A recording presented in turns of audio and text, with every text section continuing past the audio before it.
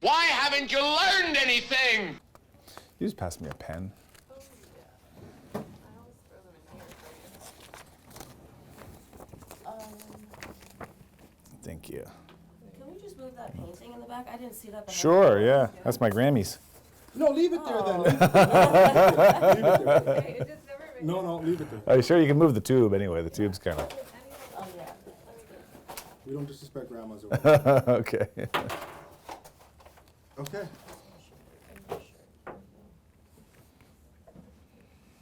ready?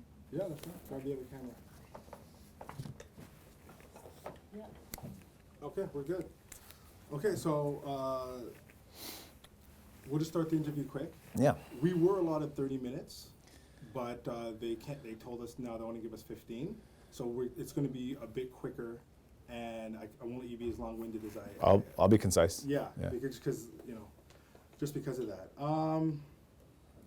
So I'll just get right into the bones of it. You got into politics. You got into politics.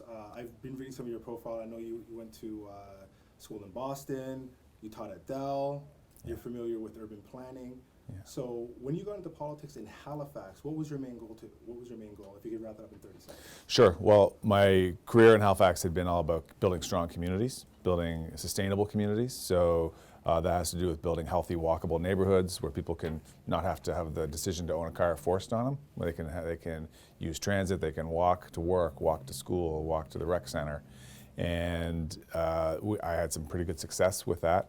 Then I heard that the Liberal Party was trying to create a new program, a federal infrastructure program for communities to help build communities like I was trying to do here, but across the country.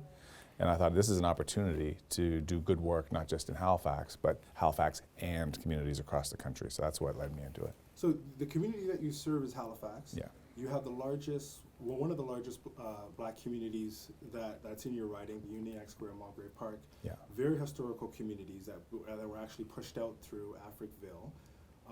What has your commitment been with them in your mandate of creating sustainable communities?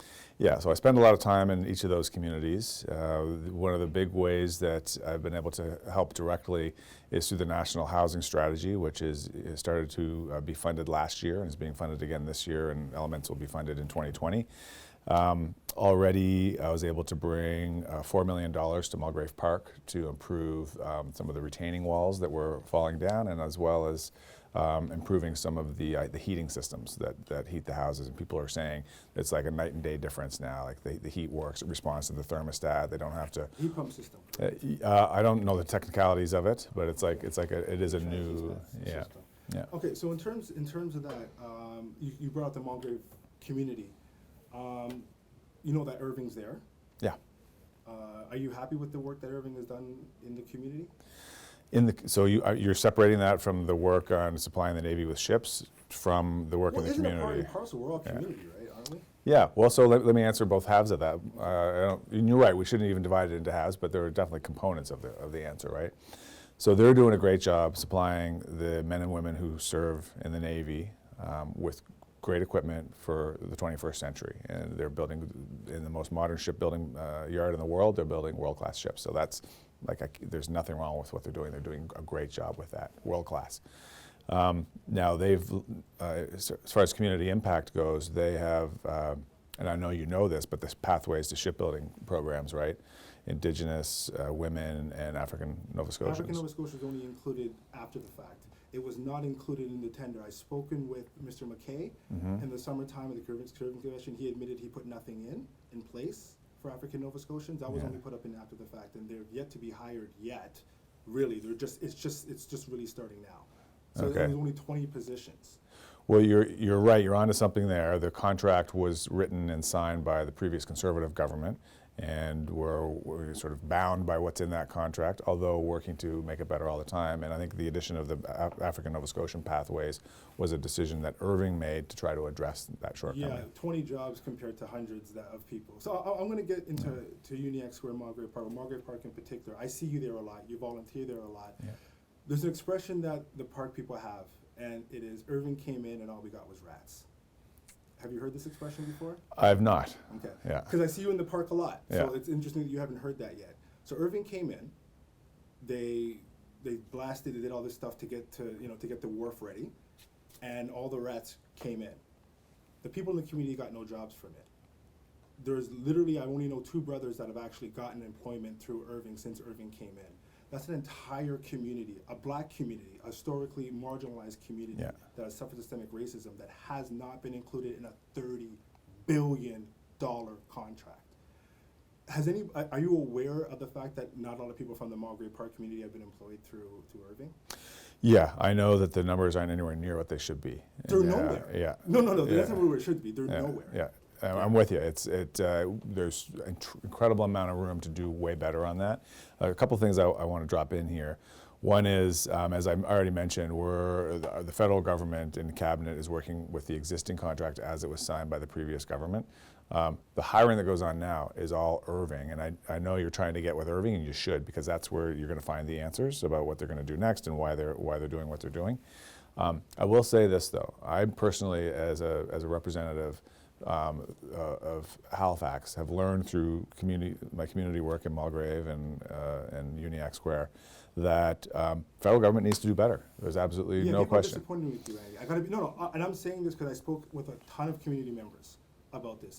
This actually, Sandra, make sure that's on there. Yep. This actually is a huge. This is going to be one part of the episode of the 4-part documentary series about Irving. People are extremely upset on your portfolio when it comes to Irving. People are saying that you haven't done much to make sure that the black community, in particular the Mulgrave Park community, has gotten jobs through Irving. I spoke with Mr. Prentice before he left in detail. I asked him what he felt about Irving. He thought everything was gravy. He thought everything was fine. And I said, how disconnected are you that you don't know that the people there are not getting jobs? He promised before he left, and I don't think he did, that he would lobby on behalf of us with Irving. We asked for a community meeting with Irving and the black community. He refused. He said what he'll do instead is talk to Irving on his own and then come back to us, which I'm sure he hasn't done because he's never tweeted it or anything. Yeah. What have you done in particular with Irving and Mulgrave Park to make sure the black community residents have gotten jobs through Irving? Again, Irving does their own hiring decisions, and we're laboring under a contract signed by the previous government. So here's what I was going to tell you a minute ago, is what I've learned through all this is government needs to do better, and because of this experience and others, we are doing better. So right now our government has already employed what's called a gender lens on the federal budget, and the Standing Committee for Canadian Heritage is studying discrimination and racism in Canada, and they've made a series of recommendations to Cabinet and to the government.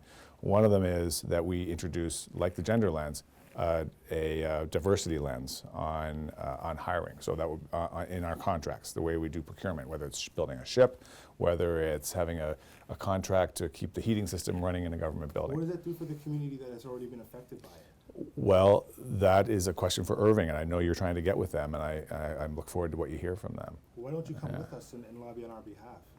I meet with them frequently, and I've had many conversations with them. So you didn't say in particular, I know that you guys already have this contract done through the Conservative government, but as a new Liberal government, as the Trudeau Liberal government, the multicultural government, the government for all Canadians, we want you to amend this. We want you to make sure this happens now. So I understand, like, I get this, and you're preaching to the choir, right? I know. don't think I am preaching to the choir. Oh yeah, you are. No, I'm very close with these communities, and I understand the shortcomings of the previous government's contract. We have learned from that. Now, one of my colleagues in the House of Commons, Ikra Khalid, has had a private member's motion called M103, and it's an anti-discrimination motion. And despite enormous backlash and pressure from the Conservative opposition, from right-wing media outlets, I supported that bill, the government supported that bill, and that has created a huge budget line item in Budget 2018 for anti-discrimination, for diversity, for inclusion, and that is now being rolled out. So again, I'm talking about... Are you practicing what you preach then? Because I was at CultureLink last week, and I asked a question. I put it on Twitter, and I'm going to replay this for people watching the documentary. You guys came, you and yourself and Minister Rodriguez came. You gave how much money to CultureLink? 2.1, I believe. 2.1 million. Yeah.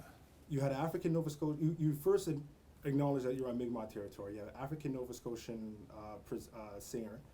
Then you came and you gave the check. I'm very familiar with CultureLink. Very familiar with them. It's all pretty much all white staff. which is fine. But there's nothing that's going to directly impact the black community in terms of that. Economically, that was my question to them. They said, oh, it's going to have all this great culture stuff, but there was nothing economical. So you brought money to an organization that is not benefiting the African Nova Scotia community. There's no hiring practices, all those things that you said you're going to be putting in. There's nothing on hiring, the contracts for the construction to rebuild. I spoke with the developer. He said nothing's in place, so there's nothing there. Then you came with Mr. Rodriguez and you put up a tweet on Twitter, and I'm going to read this very quickly. This week, #Halifax, I stopped by the Africville Museum, which represents 100 years of history and tells the story of survival of black community in Nova Scotia. Africville is a story of tragedy, but it is also one of faith and strength of the community. This was Paulo Rodriguez. He had a picture of you, yourself, and another minister. Yeah. And people saw this on Twitter, and people usually will message me directly more than they would say it on Twitter. Mm-hmm. They felt that was a slap in the face that you came and you gave 2.1 million or whatever million to an organization that's not going to benefit the black community, but then come and then take a picture of Africville and talk about the resilience of the community. That's like, do you understand where the imbalance is when you talk about all the laws that you're putting in, but you're not doing anything about? So change is not an event. Change is a process, and the committee that I mentioned has made recommendations to government based on broad public consultation across the country, including here in Halifax. Those policies haven't changed at the federal government yet. They're in process of changing. When they change, you'll start to see things like those contract awards will have that lens of diversity and inclusion on them. Why not now? Like, what I'm saying I'm not a minister, Tunde. I have to play by the laws and the rules that are presented in front of me, right? But you're the one who came in and you brought these guys in and you're saying how proud of you were with you guys. You never said, hey, listen, you're coming to my constituents. Mm-hmm. I have a huge African Nova Scotia constituency. They're not going to be very pleased if I come and give 2.1 million to an organization that has no benefit to them, and then come and take you guys on a picture of Africville. Like, do you understand like where that is? Like, I know you said it's not yours, but you couldn't tell them, listen, I need something in place here to make sure there's a certain amount of allocation for African Nova Scotians job with this 2-something million. No, and this is where it gets important to understand procurement policy, to understand the laws that we labor under when we give money out, and those laws do not include any mandate to do that. No one has the power in government to do that yet. Now, could a minister have done something like that? I don't know. Maybe it's a question for the minister. Did you ask? But what I will do, and what I've already been doing with the three founders of CultureLink, is to advocate to them to make sure they're hiring as they grow. Right now, I think it's just the three founders that have a job, and even they don't really have a job. They're still creating something right now.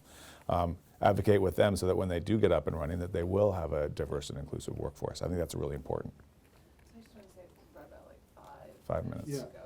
I'm going to say some quick stats coming from StatsCan.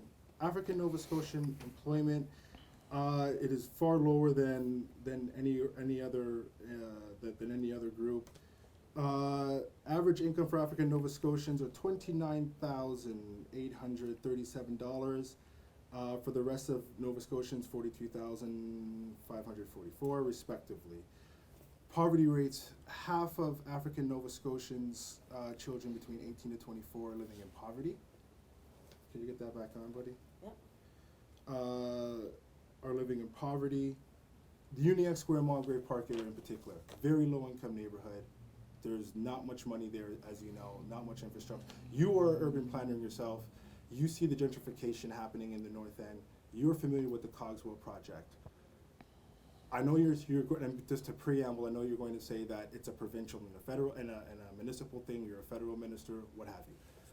You live in part of your constituency, the African Nova Scotia community. They are not happy with the Cogswell project. We've spoken with the mayor about this. We've spoken with all the councillors.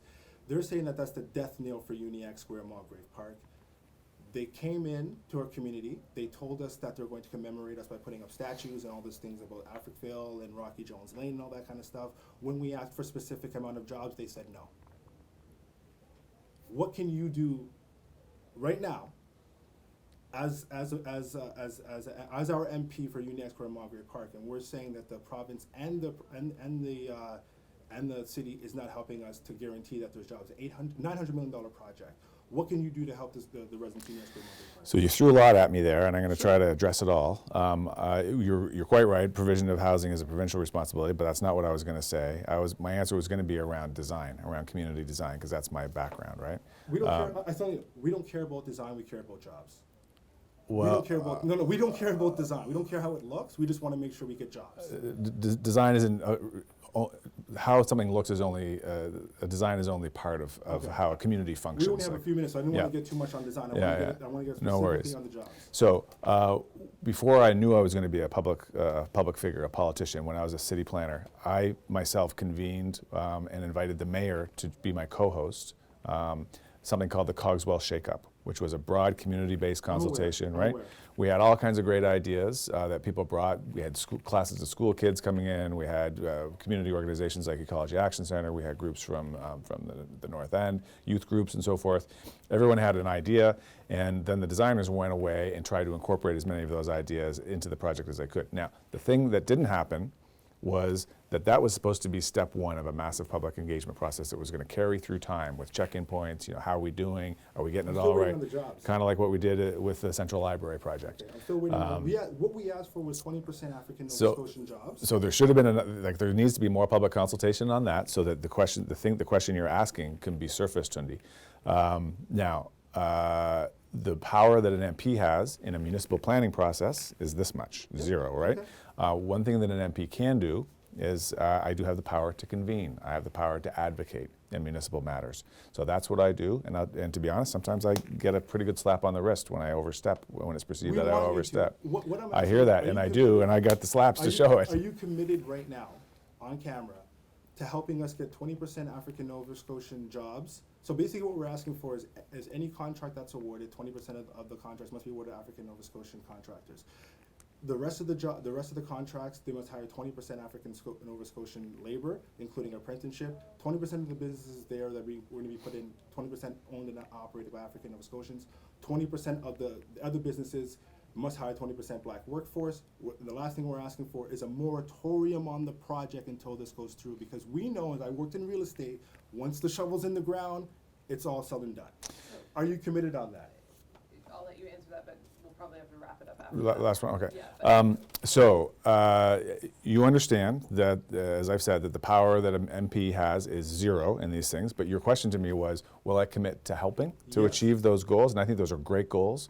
And my answer to you is yes, I will use my advocacy and the people that I am able to communicate with at the different levels of government to advocate for change. But while I'm doing that, I'm also going to be working in the power that I actually have in the House of Commons to vote for real change and to make real change in federal procurement policies and contract letting, so that in the future we can do better than the last government did at Irving. I gotta let you know the final thing. One question that community member asked me to say with this when I told them I was going to get 15 minutes. Their question to you was, this is from community, do you think 15 minutes is good enough to to address 450 years of systemic racism? No, 15 hours, 15 years, 15 decades isn't long enough to do. But we live in the world we live in. This is an important conversation. I'm glad that you invited me into it. And I know you're having a lot of good conversations around the city, and I wish you the best with this. I think it's going to head to a great place, and I can't wait to see the outcome of it all. Yeah, we just want jobs at Irving. So you're committed to helping us with, Mr. Bryson dropped the ball, and I have no problem with saying that. I have him on camera dropping the ball. We want you to step in with Irving right now, not tomorrow, not next week. We want you to step in today and make an announcement on Twitter and say what has been happening at Irving with the African Nova Scotian community at Mulgrave Park Union Square is atrocious. And we want you to address that to all Canadians. And we want you to tell them, this is coming from the community, not from me.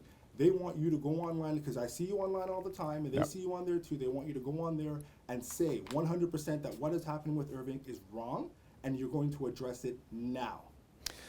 I will say this to you. There's a place for that kind of advocacy. I've learned in my 20-year career of public service and community building that my style of work, where I'm effective, is working collaboratively for outcomes. I think the sensation is great. It works in some contexts for some people, but I'm not going to engage in sensation. I'm going to engage in the hard work of making the change in a collaborative and productive way. And I hope that you'll accept that. No, I'm just saying, I haven't seen it. Listen, I worked in politics for years. I worked for Jack Layton for years. I'm letting you know I haven't seen anything that you've done with the Irving file. And I've said this to Lisa, and I've said this to, Lindell Smith has tried to do some things, but even to Lindell Smith, I'm just letting you know that the community is saying this. This is me saying it as well, but it's the community that's been telling me. And my effectiveness with Irving will come to a screeching halt if I were to do something in sort of the public way that you're describing. I will continue to be. You're not afraid of them, are you? Afraid? Good heavens, no. My goal is to make change in the community, and after 20 or 25 years, I know how to do that, and it's not by embarrassing people and getting very public about it. For me, like I said, there's a role for that, and that works. For so long, like it's an embarrassment having rats into your home, is what I'm saying, right? So I understand that you don't want to see embarrassment, but we've already been embarrassed since Irving got in there, right? And what I'm saying is. You have my commitment that when I work with Irving, I will raise this with them. I will raise the hiring and the diversity. To let you know, though, on record, that Pathways to Shipbuilding, that's a thumbs down to the community. They're saying that 20 jobs there, when hundreds of people are getting jobs at Irving, getting $50-$60 an hour welding and sweeping a floor. Meanwhile, they're visiting food banks. That's a no-starter for them. I'm looking forward to what you uncover on why the numbers for women and Indigenous were higher than they are for African Nova Scotians. I don't know what lies behind that. It wasn't set up, is what I'm saying, but you had an opportunity to set that up when you got in. You didn't do it, though. No, remember the contract had already been signed by the previous government. We're administering the previous contract.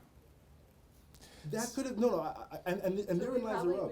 We're cutting. Yeah, I've stretched it. Yeah, so thank you. When that happened, though, there's a lot of things that you could have done day one when you stepped in to say, look, thanks African Nova Scotia community for getting me in, because they helped you get in, regardless of what you made they helped you get in.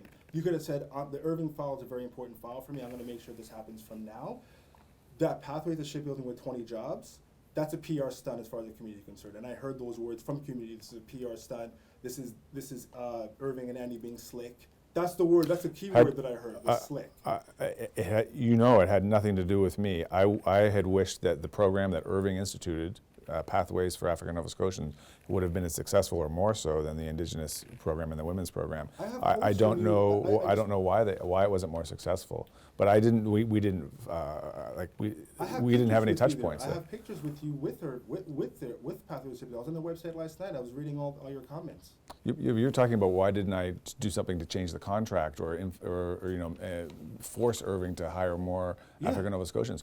Using what tool is my point. I don't have a tool. So I advocate. That's what I do, and I do it collaboratively. And that's how. That's how. I'm just saying, it just really hasn't been working. I hear you, and that just underlines that there's a lot more work to do for all of us. Well, I appreciate it. Yeah. Okay. Thank you both. Yeah. Well, we appreciate that. We appreciate that.